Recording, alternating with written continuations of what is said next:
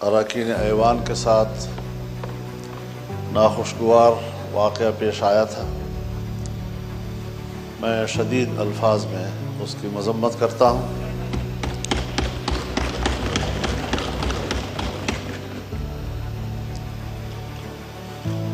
ساتھ ہی آپ نے اپنے ایوان کے کولیگز کے حوالے سے جو اقدام کیا ہے اس پر میں آپ کو خراج تحسین پیش کرتا ہوں، لیکن یہاں جو ہم تقریریں کر رہے ہیں، اس کی مذمت کر رہے ہیں، یہ صرف اپوزیشن ارکان کے ساتھ نہیں ہوا، بلکہ یہ بذات خود پورے ایوان کے ساتھ ہوا۔ ہر رکن اسمبلی کے ساتھ ایوان کا تقدس وابستہ ہوتا ہے، اور جب اس کی عزت، اس کی آبرو کو بریچ کیا جاتا ہے تو پارلیمنٹ باقاعدہ اس پر ایک کمیٹی بناتی ہے، اس کمیٹی میں معاملات جاتے ہیں، اس کو سنجیدگی سے لیا جاتا ہے۔ حق تو یہ ہے جناب اسپیکر کہ آپ کی قیادت میں اس ایوان کو کم از کم 3 دن تک بند کر دیا جاتا، احتجاج کے طور پر، کہ آئندہ اس ایوان کے ساتھ اور اس کے اراکین کے ساتھ اس قسم کے اقدامات نہیں ہوں۔ جناب والا،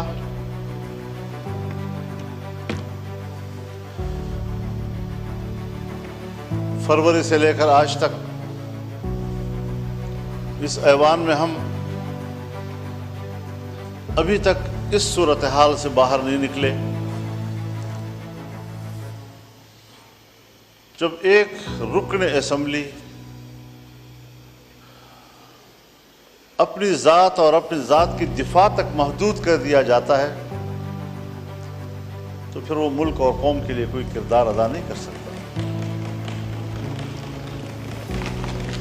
میں پہلے بھی عرض کر چکا ہوں کہ ہمیں کچھ وقت پبلک کے لیے بھی دینا چاہیے۔ میں نے خیبر پختونخوا اور بلوچستان کے امن و امان کے حوالے سے بات کی تھی۔ شاید جناب اسپیکر آپ کے علاقوں میں اس کی حساسیت کا ادراک نہیں ہو پا رہا ابھی تک۔ جن علاقوں میں ذرا امن ہے، کچھ سکون ہے، وہ اس کا ادراک نہیں کر پا رہے کہ جو صورتحال آج خیبر پختونخوا میں ہے یا بلوچستان میں۔ اللہ تعالیٰ اس ملک کو سلامت رکھے، ہمیں اس وطن کی سلامتی، اس کی وحدت اور اس کی یکجہتی عزیز ہے۔ یہ ہمارا گھر ہے، اور اگر کوئی ہمارے گھر کو اجاڑتا ہے تو ضرور ہم نے اپنے گھر کی حفاظت کے لیے کردار ادا کرنا ہے۔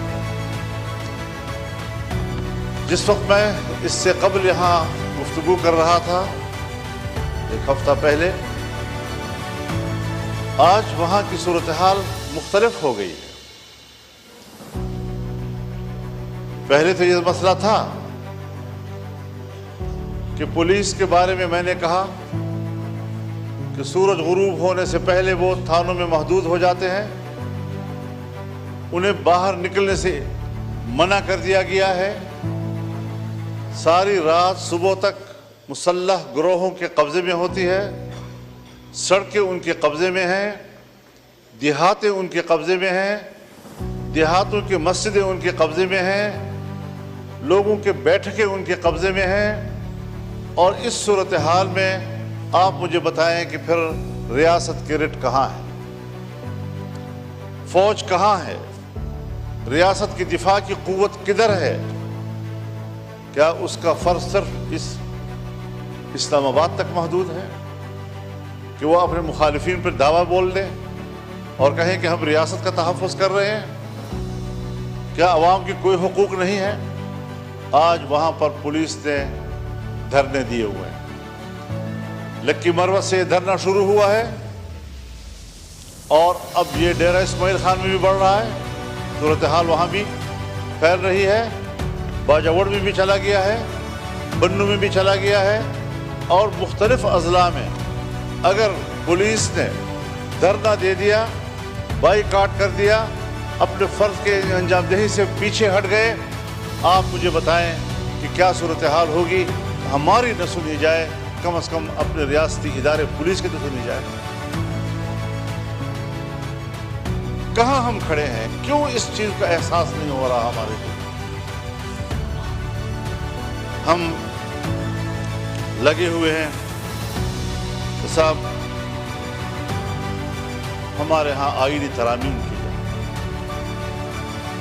ہمارے ہاں ادارے اور اداروں کے بڑے وہ اپنے ایکسٹینشن کے لیے فکر مند ہیں، اپنے اداروں کی اصلاح اور تقویت کے لیے فکر مند نہیں ہیں۔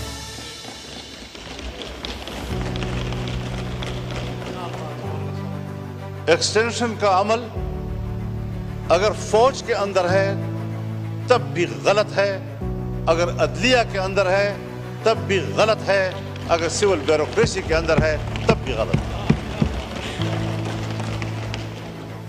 یہ تو کل پارلیمنٹ بھی مطالبہ کر سکتا ہے کہ 5 سال کے بعد ہمیں بھی 5 سال کی ایکسٹینشن دی جائے، ہو سکتا ہے جی۔ اگر کورٹ کو حق حاصل ہے، اگر فوج کو حق حاصل ہے، اگر بیوروکریسی کا حق حاصل ہے، پارلیمنٹ تو سپریم ہے، اس کو تو بدرجہ اولا یہ حق حاصل ہوگا۔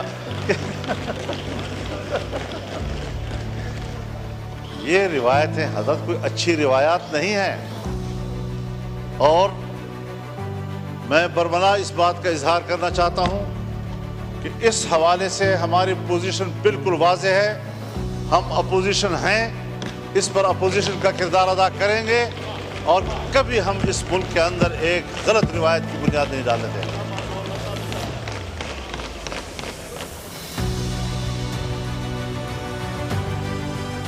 جناب اسپیکر، ہم ان مراحل سے گزر چکے ہیں۔ جنرل مشرف کا زمانہ تھا، ہم اپوزیشن میں تھے، ایل ایف او کے ذریعے انہوں نے سپریم کورٹ کے چیف کے جج کی عمر 68 سال کر دی تھی، اور ہم نے لڑ کر اس کی عمر کو 65 پہ لے آئے بڑے مشکل کے ساتھ۔ ایک فوجی حکومت میں فوج کے فیصلے کو ریڈیوس کیا جہاں تک ہم سے ہو سکتا تھا۔ میری اپنی ذاتی رائے یہی تھی کہ ان کو 62 سال تک رکھا جائے، لیکن بہرحال دوستوں کی اجتماعی رائے میں 65 سال ہوئی۔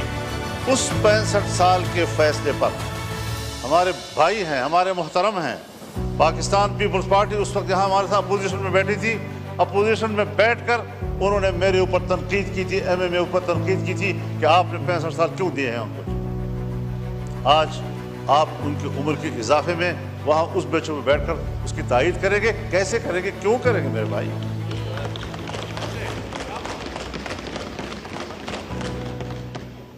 اصول ہوتا ہے، ہمیں کچھ اصولوں کی پیروی کی طرف جانا چاہیے۔ جناب اسپیکر، ہمیں تسلیم کر لینا چاہیے کہ ہمارا جو عدالتی نظام ہے وہ فرسودہ ہو چکا ہے۔ ہمارے عدالتوں کے سامنے جتھے بیٹھے ہوتے ہیں اور وہ فریقین کو اطمینان دلاتے ہیں کہ آپ کا فیصلہ یوں ہوگا اور آپ کا فیصلہ یوں ہوگا۔ ان جتھوں کو ختم کریں اور عدالت کو طاقتور بنائیں تاکہ اس پر اعتماد ہو۔ آپ بھی واقف ہیں اس سے اور میں بھی اس سے واقف ہوں۔ باتیں سچ ہوتی ہیں، کوئی کہتا نہیں، اور اگر کہنی پڑ جاتی ہے تو ہمارے متھے لگ جاتی ہے۔ آج بھی حضرت جناب اسپیکر، ہماری عدالتیں لابیوں میں تقسیم ہو چکی ہیں اور وہ باہمی طور پر عدلیہ نہیں بلکہ وہ ایک سیاسی گروہ بن چکے ہیں. کوئی ایک پارٹی کو سپورٹ کر رہا ہے تو کوئی دوسری پارٹی کو سپورٹ کر رہا ہے. میں کہتا ہوں چیف جسٹس میری مرضی کا ہو, آپ کہتے ہیں نہیں چیف جسٹس میری مرضی کا ہو. کیوں یہاں پر بات کیوں آ گئی؟ ہم نے اس ایوان میں کیا اس نظام میں اصلاحات کی طرف نہیں جانا؟ جناب اسپیکر, میں تجویز کروں گا, حکومت کے سامنے تجویز کروں گا, کیونکہ اول فرض ان کا بنتا ہے کہ جوڈیشل ریفارم لائے جائیں, اپوزیشن کے ساتھ بیٹھ کر لائے جائیں, اس پر کمیٹی بنائی جائے اور بتایا جائے کہ ہم عدالت کا نظام کیا ہونا چاہیے. چیف جسٹس کے لیے ہائی کورٹس کے معیارات اور ہیں اور سپریم کورٹ کے معیارات اور ہیں. فوج میں چیف کے لیے معیارات اور ہیں اور عدلیہ میں چیف کے لیے معیارات اور ہیں. ان معیارات کو یکساں کیا جائے. کہیں پر آپ کچھ کر رہے ہیں تو کہیں پر آپ کچھ کر رہے ہیں, کسی کو کوئی رعایت دے رہے ہیں, اور جب آپ ایکسٹینشن میں مشکل محسوس کرتے ہیں تو مجھے یاد ہے کس طرح ہمارے ہاتھ مروڑ کر ہم سے جبری طور پر ایک چیف آف آرمی اسٹاف نے اس ایوان کے اندر قانون سازی کرائی. آپ کو بھی یاد ہے, مجھے بھی یاد ہے کتنا ہم نے اس جمہوریت کو کمزور کر دیا ہے. اور پھر جو ایوان اس پر یہ چھاپ لگ جائے کہ یہ عوام کی نمائندہ کم اور اسٹیبلشمنٹ کی نمائندہ زیادہ, پھر آپ کو بحیثیت ایوان کے اسٹیبلشمنٹ کی نوکری کرنی پڑے گی. عوام کی خدمت آپ نہیں کر سکتے. آج 60,000 سے زیادہ مقدمات سپریم کورٹ میں پینڈنگ پڑے ہیں. ان لوگوں کا کیا قصور ہے جن کے مقدمات نسل در نسل چلتے رہتے ہیں؟ ایک نسل میں مقدمے کا فیصلہ نہیں ہوتا اور ہم پر ایمرجنسی لاگو ہوتی ہے. ہم نے آج ایک قانون پاس کرنا ہے, کل دوسرا قانون پاس کرنا ہے, سیاستدانوں کو یہ کرنا ہے, سیاستدانوں کو وہ کرنا ہے. اس چیز میں ہم لگے ہوئے ہیں. کیا یہ نہیں ہو سکتا کہ آئینی معاملات کے لیے ایک مستقل عدالت ہی بنا دی جائے تاکہ عام عدالتیں ہماری وہ غریبوں کے معاملات کو طے کریں, عام آدمی کے معاملات کو طے کریں اور فیصلہ کریں کہ جلد از جلد انصاف مہیا کیا جائے.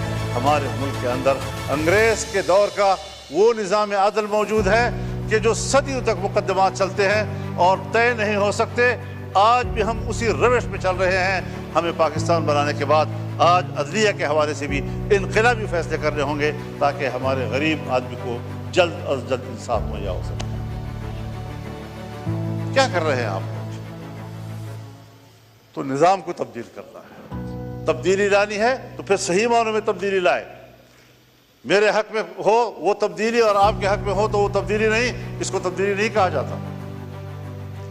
اپنے روش پر تبدیل کرنا پڑے گا, اپنے اعتماد کو بحال کرنا پڑے گا اور اس پارلیمنٹ کو سپریم بنانا ہوگا. پارلیمنٹ میں اگر پارلیمنٹ سپریم ہے تو ہر ممبر یہاں پر بات کر سکتا ہے. یہاں پر عدلیہ پہ بھی بات ہو سکتی ہے, ہم اس سے بھی سپریم ہیں. یہاں پر فوج بھی بات ہو سکتی ہے, ہم اس سے بھی سپریم ہیں. لیکن سب ہمیں اپنا ماتحت سمجھتے ہیں. آج یہاں بات کرو توہین عدالت کا مقدمہ آ جائے گا ہمارے. آج یہاں فوج کے کردار پر آپ تنقید کریں, ریاست کے کردار پر آپ تنقید کریں. آپ بلوچستان میں کیا کر رہے ہیں, آپ کے پی میں کیا کر رہے ہیں. آپ نے پورے ملک کو اپنے قبضے میں لیا ہوا ہے, امن و امان کا کوئی نام و نشان نہیں ہے. اس پر آپ بحث کریں, ایجنسیاں آ جاتی ہیں, آپ کو ایوان سے پکڑ کے لے جاتی ہیں. وہ تو آپ کے آئین میں لکھا ہوا ہے کہ ہم عدلیہ اور فوج کے خلاف نہیں بات کر سکتے. تو اسی اصلاح کے لیے, ان کی اصلاح کے لیے تو بات کر سکتے ہیں. جی, اصلاح کے لیے تو بس میں اصلاح کی بات کر رہا ہوں. میں ان کو تنقید تو نہیں کر رہا. سر آنکھوں پر عدالتیں فوج کے جنرل سر آنکھوں پہ. جی, تو میں اسی لیے کہہ رہا تھا کہ ججز ہمارے سر آنکھوں پہ. چونکہ لکھا ہوا ہے تو اس لیکن لیے ان کے نظام کو تو ٹھیک کریں جی تاکہ وہ جبر تو نہ کریں، آئین سے تجاوز تو نہ کریں، اخلاق سے تجاوز تو نہ کریں، پارلیمنٹ کا تقدس نہ خراب کریں۔ ہم ان کے خلاف نہیں بولیں گے، میں آپ سے وعدہ کرتا ہوں، لیکن میرے اراکین کو اس طرح گرفتار کرنے کی اجازت بھی نہیں دی جا سکتی۔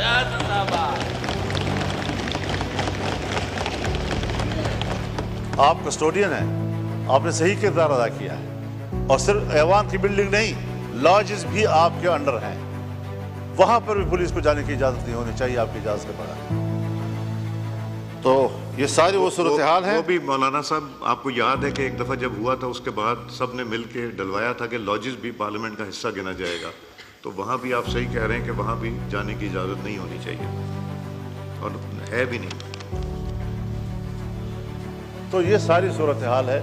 ٹھیک ہے، ایک کرائٹیریا ہے کہ سینیئرٹی کی بنیاد پر فیصلے ہونے چاہیے، لیکن صرف سینیئرٹی بھی تو کافی نہیں ہوتی، ذرا ریکارڈ دیکھا جائے، اہلیت کتنی ہے اس کی، ذرا دیکھا جائے فٹنس کیا ہے اس کی۔ فالج زدہ معذور آدمی کو بھی آپ کہیں گے کہ وہ چیف جسٹس ہو، چیف آف آرمی اسٹاف بن جائے، وہ کیسے ہو سکتا ہے؟